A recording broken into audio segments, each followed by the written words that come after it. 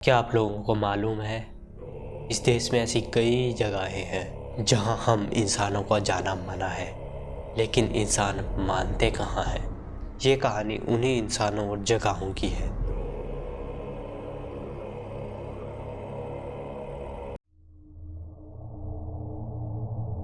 भानगढ़ एक ऐसा किला जिसके प्रवेश में खुद भारत सरकार ने रोक लगा रखी है।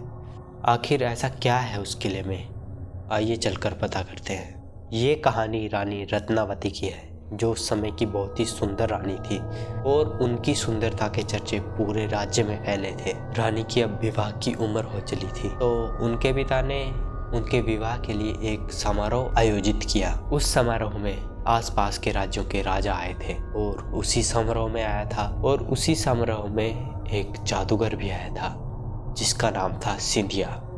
सिंधिया अपने काले जादू के लिए फेमस था और रानी को देखते ही सिंधिया उन पे मोहित हो गया था और उसी समय उसने ठान लिया कि अगर वो विवाह करेगा तो वो रानी रत्नावती से ही करेगा। लेकिन जिस प्रकार की उसकी छवि थी, इस समारोह में तो राजा उसका विवाह रानी से नहीं करवा सकते थे। तो सिंधिया ने अपने काले जादू का सहारा लिया। उसने रानी की दासी को बाजार से रानी के लिए एक इत्र खरीदते देखा। मौका पाकर सिंधिया ने उस इत्र पे अपना काला जादू चला लिया, जिससे जो भी उस इत्र को लगाता वो सिंधिया के वश में हो जाता। लेकिन रानी को अपने गुप्तचरों से इस बात का पता चल गया और रानी ने उस इत्र की शीशी को पत्थर पर मारकर उस इत्र को निष्फल कर दिया। उस शीशी के टूटने से जादू उल्टा पड़ गया और सिंधिया के प्राण जाने लगे।